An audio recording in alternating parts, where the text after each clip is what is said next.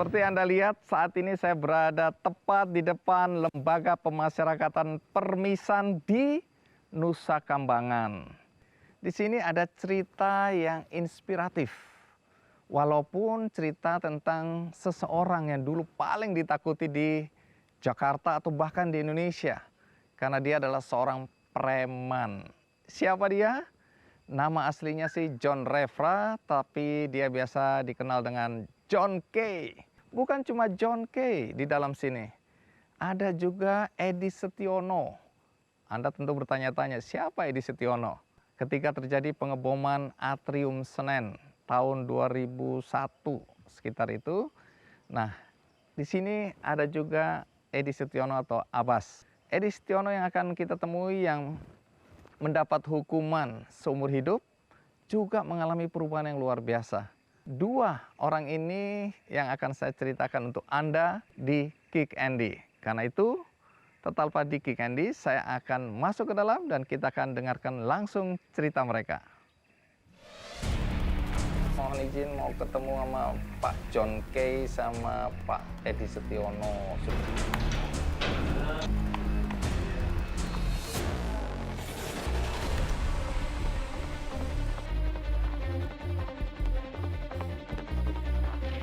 Halo, apa kabar? John K, apa kabar Bung? Sehat, sehat. Aduh, kelihatan sehat ini? Sehat. Iya. Nah, boleh kita ngobrol duduk sini ya? Boleh. Iya. Jadi Anda lahir persisnya di mana? Saya lahir di Maluku Tenggara, di Kei. Saya lahir dari keluarga yang petani. Orang tua saya, bapak saya petani, ibu saya petani. Itu artinya mau bilang miskin atau Ya, tidak miskin? miskin. Oh, miskin. Miskin. Oke. Nah, dan masa kecil saya, ya saya sekolah di SD. Mungkin tiap hari kita sekolah, pulang sekolah pasti teman-teman senior kita adu kita untuk berantem. Oh, dibully ya. Oh, jadi yang senior yang gede-gede ini bilang suruh berantem Suruh gitu berantem. Ya, sekolah berantem 1 lawan 1, satu kalah udah 2 lawan 1. Oke. Jadi saya dari kecil sebenarnya sudah terbiasa berkelahi. Udah hobi berkelahi. Oh, hobi. Ya. Oke, jadi masa kecil ini pahit ya? Pahit, masa kecil saya pahit. Miskin, terus Ya. sering berkelahi. Sering berkelahi. Ini di kampung ini ya? Di kampung ya. Oke.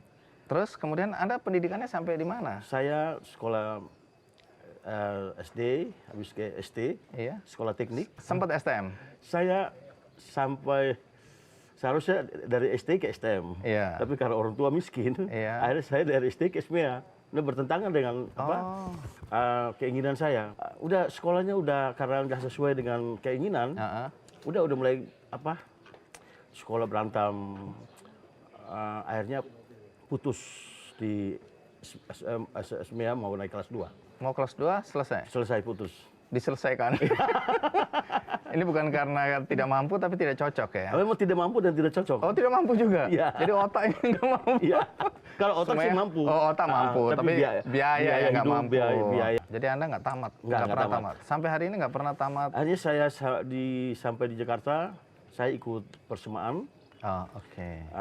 Akhirnya dapat ijazah SMA. Ijazah SMA. Iya. Terus sempat lanjutkan atau tidak? Saya mau lanjutkan kuliah di Jayabaya. Kebetulan kasus ini, ya mungkin Tuhan berkehendak lain. Oke, jadi tidak pernah duduk di bangku kuliah? Tidak pernah. Oke, baik. Tentu bagi Anda yang mungkin sering dengar nama John K, tapi belum tahu kehidupan yang sebenarnya, mari kita lihat dulu liputan berikut ini.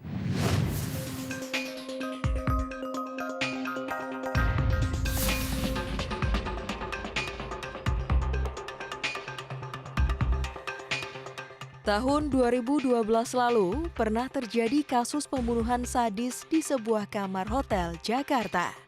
Dan dialah salah satu pelakunya, John K.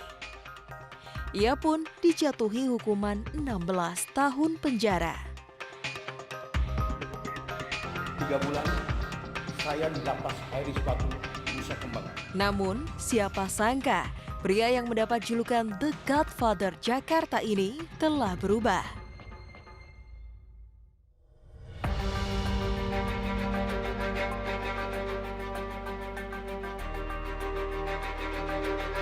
Sejak mendekam di lapas Nusa Kambangan, John Kay atau yang bernama asli John Refra itu merasakan kehidupannya lebih baik dibanding masa lalunya. Di dalam lapas dengan pengawanan super maksimum itu, John Kay menemukan jalan terang. Menyampaikan hal-hal yang positif supaya beliau itu bisa kembali ke hal-hal yang positif.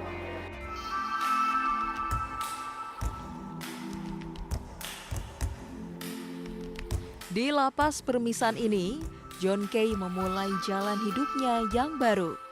Rasa peduli dalam hatinya kembali muncul. Bersama narapidana lainnya, John Kay mempelajari berbagai keterampilan khusus seperti membatik dan juga menyablon. Bahwa mereka masuk sini adalah sudah melalui proses asesmen.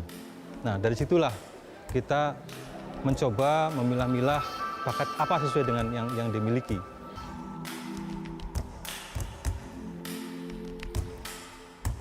Tidak hanya mempelajari keahlian khusus, perubahan baik John Kay pun berdampak pada lingkungannya. Ia didapuk sebagai koordinator kebersihan lapas Permisan yang bertanggung jawab atas kebersihan seluruh lapas.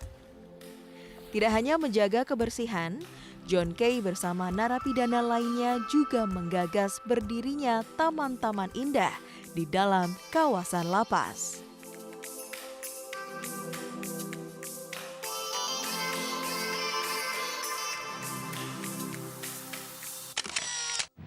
Bung John, jadi kehidupan Anda waktu kecil ini kelam ya? Iya, iya. Miskin, lahir dari keluarga petani. Keluarga petani ya. dan miskin. Berapa bersaudara ya? 6 bersaudara. Kehidupan yang pahit di kampung halaman membuat Anda harus bergerak merantau ke Surabaya pertama kali ya?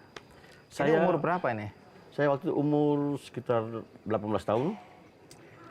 Saya punya tekad karena memang hidup di kampung itu miskin. Iya. Kalau memang orang miskin kan biasa kan dilihat orang kan hina, direndahkan. direndahkan. Ya. Okay. Nah, di situ saya punya satu tekad bahwa saya harus keluar dari kampung dan saya berhasil saya bisa kembali ke kampung. Oke, terus apa yang dilakukan di Surabaya? Pada saat saya pernah ada kejadian ribut di Tual, jadi habis berantem, orangnya jatuh, masalah bawa kantor polisi, mau dibawa ke pengadilan. Jadi pada saat bawa ke kejaksaan, jaksa bilang, "Dek, saya nggak tahan kamu, tapi dipercepat untuk sidang." Nah, waktu saya di Tual, saya ada kapal niaga 14 waktu itu. Masuk ke Elat, katanya tujuan mau ke Surabaya. Nah, itu waktu saya sama adik sepupu saya, Becky Resmol, karena dia ngomong ada kapal mau tujuan ke Surabaya, udah kita ke Elat, dan langsung lompat naik ke kapal. Langsung naik ke kapal. Jadi ini melarikan diri. Melarikan diri ya. Astaga. Ini dari kecil sudah kejahatan. Jadi, oke, lompat naik terus ke Surabaya. Naik ke Surabaya kan dulu tiketnya tuh 65.000. Iya. Bayar atau tidak? Saya nggak punya duit seperak pun. Saya modal nekat aja. Terus? Udah naik ke kapal, sampai di kapal ditagih tiket, saya nggak punya tiket. Jadi orang kapal tanya, kalau kamu nggak punya tiket, tujuan kamu ke Surabaya untuk apa? Ya ke saudara saya di Surabaya. Ya udah, kalau kamu nggak punya tiket, sekarang kamu kerja di kapal, bersihin itu. Bersih kapal. Bersih kapal. Nah, pendek cerita, sampai di Surabaya, ketemu saudara, udah tinggal sama-sama dengan saudara. Mungkin tinggal 1 bulan, 2 bulan, nggak cocok. Akhirnya keluar dan tidur di emperan jalan. Oke, menggelandang. Ya, ini masih di Surabaya. Masih di Surabaya. Akhirnya ada ketemu orang Ambon, keluarga Supomena, Bung Beni, adiknya diajak ke rumah. Nah, waktu itu Papi Buce, Supomena, ya beliau untuk aktif di gereja juga.